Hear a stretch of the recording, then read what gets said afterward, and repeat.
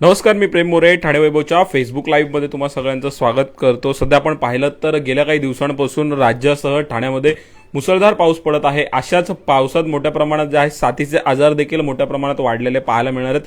ह्या साथीच्या आजारावर कशा प्रकारे काय उपाययोजना केली जाऊ शकतात, ह्या रोगराईपासून दूर राहण्यासाठी आपण काय केलं पाहिजे ते आज आपण जाणून घेऊयात. माझ्यासोबत बोलण्यासाठी डॉक्टर अमोल गीते सर आहेत. सर, सर्वप्रथम ठाणेमध्ये खूप खूप स्वागत. काय सांगाल, सध्या आपण पाहिलं तर हल्ली मुसळधार पावसामुळे जे आहे आजारांचे प्रमाण, साथीचे आजार मोठ्या प्रमाणात वाढले असतील. मलेरिया असेल, लेप्टो असेल असे किंवा स्वाईन फ्लू असेल, ते जे आहेत असे आजार पुन्हा डोकं वर काढत आहेत. तर ह्या आजारापासून बचाव करण्यासाठी कशी स्वतःची काळजी घेतली पाहिजे? नमस्कार.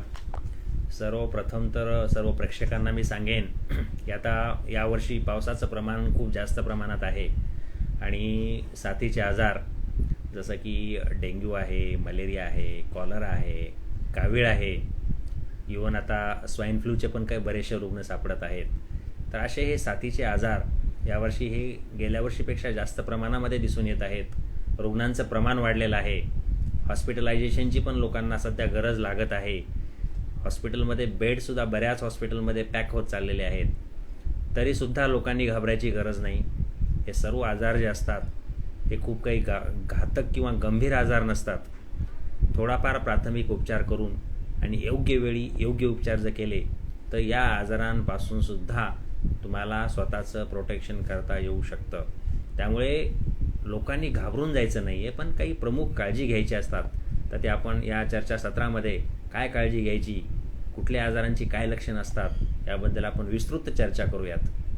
सर, काय सांगाल, नेमके साथीच्या रोगामध्ये मोठ्या प्रमाणात ठाण्यामध्ये सध्या स्वाईन फ्लू विशेषतः जो वाढताना पाहायला मिळतोय. तर काय त्याची लक्षणं आहेत आणि कशी काळजी घेतली पाहिजे ह्यामध्ये स्वतःची?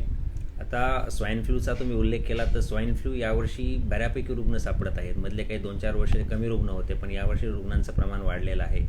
तर स्वाईन फ्लूच्या रुग्णांचे मुख्य जे सिम्पटम्स असतात हे लोकांना ताप यायला लागतो, खोकला येतो आणि नंतर हळूहळू त्यांना श्वास घ्यायला त्रास होतो आणि अशा वेळेस रुग्णांना मग ॲडमिट करावं लागतं. आपल्याला ICUमध्ये पण कधी कधी बायपॅप असेल किंवा व्हेंटिलेटर आहे अशा प्रकारच्या सुद्धा उपचाराची गरज लागू शकते. पण स्वाईन फ्लूचे रुग्णसुद्धा यशस्वीपणे उपचार करता येऊ शकतो, बरे होऊ शकतात. एक त्यांची टॅमिफ्लू नावाची गोळी असते, ती पण डॉक्टर जर त्या पेशंटला तपासून देतात आणि त्यानंतर रुग्ण बरा होतो. सगळेच रुग्ण काही गंभीर होत नाहीत. इवन व्हेंटिलेटरवर गेलेले रुग्णसुद्धा त्यामधून बरे झालेले आपण बघितलेलं आहे. आपल्या गेल्या आठवड्यामध्येच आपल्याकडे एक पेशंट होता, व्हेंटिलेटरहून त्याला आम्ही बाहेर काढलं आणि पेशंट चालत घरी गेली. फिमेल रुग्ण होती आणि एकदम गंभीर अवस्थेत आली.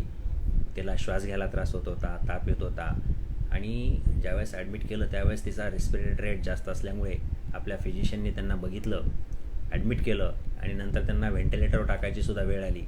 पण व्हेंटिलेटरमधून सुद्धा तो रुग्ण बरा झाला आणि स्वतः घरी चांगल्या अवस्थेमध्ये बरं करून त्यांना ठणठणीत करून आपण घरी पाठवलं. अजूनही तसाच एक रुग्ण आपल्याकडे ॲडमिट आहे, तीसुद्धा व्हेंटिलेटरवर आहे आणि तिलासुद्धा पूर्ण वाचवायचा सगळे डॉक्टरांची टीम आमची प्रयत्न करत आहे. आता स्वाईन फ्लू आजाराबद्दल आपण बोललो, तसेच आपण मलेरिया आणि डेंग्यू हे सुद्धा आजार सध्या जास्त प्रमाणामध्ये दिसून येत आहेत. तर त्याबद्दलही आपण प्रेक्षकांना माहिती देऊयात. तर मलेरिया आणि डेंग्यू हे जे 2 आजार आहेत, हे 2 आजार हे जनरली जे डास असतात, डास चावल्यामुळे होतात आणि डास चावल्यामुळे लोकांना ताप येतो, अंगाला कधी कधी खाज येते, अंग दुखतं, बॉडी पेन आणि अशा प्रकारे आपण जर पहिले 2-3 दिवस अंगदुखी, ताप, हायग्रेड फीवर असेल तर आपल्या फॅमिली डॉक्टरांना दाखवणं गरजेचं आहे. फॅमिली डॉक्टर्स चेक करतील, तुम्हाला बेसिक सपोर्टिव्ह ट्रीटमेंट जसं पॅरासेटामॉल आहे अशा प्रकारची औषधं दिली जातील. जर त्यानेही 2-3 दिवसामध्ये ताप कमी नाही झाला तर फिजिशियनला दाखवणं गरजेचं आहे. मग फिजिशियन तुमचं CBC कंप्लीट ब्लड काउंट करतील, तुमचे प्लेटलेट्स किती आहेत ते बघितलं जाईल.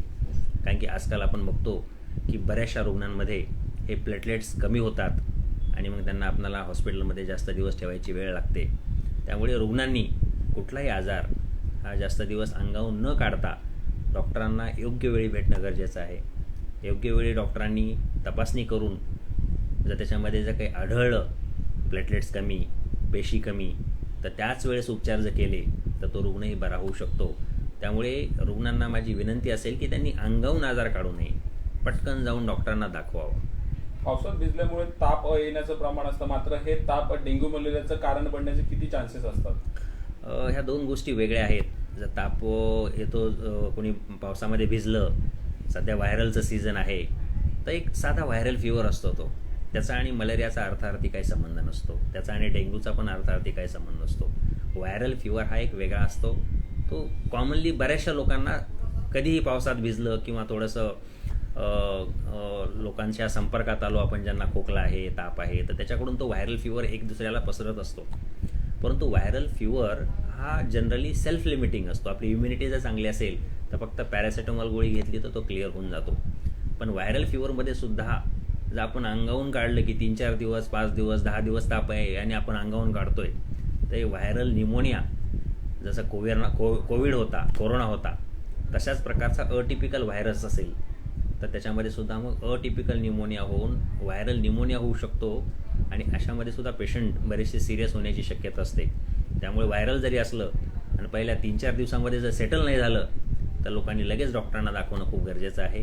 त्यामुळे कुठलाही आजार असो, इवन साधा तुम्हाला मी एक्झाम्पल देतो की आमच्याकडे एक पेशंट आला होता, एक कालचंच एक्झाम्पल आहे, कॉलरा. आता तो पण वॉटर बोर्ड डिसीज आहे, तो पण आता ह्या साथीच्या आजारामध्येच येतो. तर त्याला कॉलरा झाला म्हणजे लूज मोशन्स चालू झाले. लूज मोशन त्याला चालू झाले दुपारी 3-4 वाजता. जवळपास 10-15 वेळेस लूज मोशन झाले. तो त्याच्या फॅमिली डॉक्टरांकडे गेला. दुपारपासून त्याने औषध घरच्या घरी घ्यायचा प्रयत्न केला, परंतु त्याचा काही लूज मोशन कमी नाही झालं. त्या डॉक्टरांकडे ज्यावेळेस तो गेला त्यावेळेस त्याचा BP हा फक्त 70 होता. फक्त 70 BP म्हणजे पेशंटचा ब्लड प्रेशर डाऊन झाला. जनरली 100, 110, 120 असा नॉर्मल असला पाहिजेत. 120च्या खाली ब्लड प्रेशर आला म्हणजे तो कमी झाला, परंतु ह्या पेशंटचा 70 झाला. त्या GP कडून, जे जनरल फिजिशियन असतात त्यांच्याकडून आपल्या हॉस्पिटलमध्ये पेशंट येईपर्यंत त्याचा BP नॉन रेकॉर्डेबल झाला. म्हणजे एवढं हायपोटेन्शन झालं की त्याचा डायरेक्ट BPच लागणं बंद झालं. आणि ज्यावेळेस BP कमी होतो तर पेशंटच्या किडनीवर परिणाम होतो. मग त्या पेशंटची किडनी फेल्युअरमध्ये गेली, टेम्पररी ॲक्यूट किडनी इंजुरीमध्ये पेशंट गेला. आणि ॲक्यूट किडनी इंजुरी म्हणजेच किडनी फेल झाल्यामुळे पेशंटचं युरिन यायचं बंद झालं. म्हणजे साधा कॉलराचा पेशंट, साधा लूज मोशनचा पेशंट एकाच दिवसामध्ये एवढा बॅड झाला. म्हणजे आपण लक्षात घेण्यासारखी गोष्ट आहे की आपणाला गोल्डन आवरमध्ये योग्य वेळी योग्य उपचार होणं किती गरजेचं आहे. त्या पेशंटने जर थोडंसं लवकरच आला असता तर कदाचित त्याची किडनी फेल्युअरमध्ये गेली नसती. त्याला खूप चांगले उपचार केले आणि त्याची आता किडनी चालू झाली. एक चांगली घटना आहे, चांगली गोष्ट आहे की त्याला अग्रेसिव्हली ट्रीटमेंट द्यावी लागली, ICUमध्ये ठेवावं लागलं आणि त्या पेशंटची किडनी पूर्ववत झाली, म्हणजे युरिन यायला चालू झालं. तर अशा प्रकारची बरीचशी उदाहरणं आहेत की साधे साधे आजार असतात, परंतु आपण जर अंगावून काढलं तर अशी परिस्थिती निर्माण होते. साधा जुलाबचा पेशंट, त्याची किडनी फेल होते, म्हणजे किती वाईट परिस्थिती आहे. त्यामुळे रुग्णांनी आपण डॉक्टरांना भेटणे, डॉक्टरांकडून उपचार करून घेणे, योग्य वेळी मार्गदर्शन घेणे, ट्रीटमेंट घेणे हे खूप गरजेचं आहे. कारण की पावसाळ्याच्या सीझनमध्ये आपण दुर्लक्ष करता कामा नये आपल्या तब्येतीकडे आणि सर्व रुग्णांनी काही बेसिक प्रिकॉशन्स घेतल्या पाहिजेत. सर, शेवटचा प्रश्न, आहारामध्ये कशा प्रकारे आहार घेतला पाहिजे पावसाच्या वेळेत? विशेषतः आपण पाहिलं तर पाऊस म्हटलं की सगळे बाहेरचे तळलेले खाद्यपदार्थ खाण्याकडे वळतात, मात्र ह्या अन्न पदार्थांमुळे कुठेतरी त्यांच्या शरीरावर परिणाम होतो. आजारी पडण्याचे प्रमाण देखील मोठ्या प्रमाणात वाढलेले पाहायला मिळते. आता पावसाळ्यामध्ये तुम्ही बघत असता की रस्त्यावरचं जर आपण खाल्लं त्याच्यावर माशा बसलेल्या असतात आणि त्याच्यामधूनच हे जुलाब, अशा प्रकारचा कॉलरा, कावीळ, टायफॉइड, अशा प्रकारचे आजार कशामुळे होतात? हे सगळं बाहेरचं खाल्ल्यामुळे. त्यामुळे लोकांनी नेहमी यावेळेस प्रिकॉशन घेतली पाहिजे की आपल्या घरामध्येच बनवलेलं गरम पदार्थ जर आपण खाल्ले तर अशा प्रकारचे आजार टाळता येतील.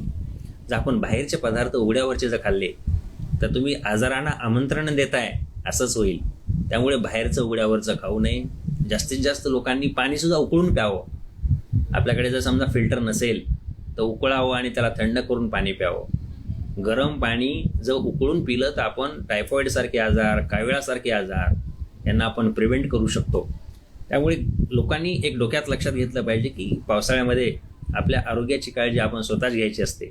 आपण जर निष्काळजीपणा केला तर छोट्या छोट्या चुकांमधून आपण काही करत बसलो तर मग मोठ्या आजारांना आमंत्रण मिळू शकतं. त्यामुळे आपलं आरोग्य आपल्या हातात आहे. आपणच आपल्या आरोग्याची काळजी घ्यायची असते या सगळ्यांनी डोक्यात घेणं गरजेचं आहे आणि आपण या साथीच्या आजारांपासून सगळ्यांचं संरक्षण करण्यासाठी आपलं स्वतःची तर काळजी घ्यावीच, पण आपल्या कुटुंबियाची काळजी घ्यावी, असं मी सगळं नागरिकांना आवाहन करतो. धन्यवाद सर, ठाणे कृषी संवाद साधल्याबद्दल.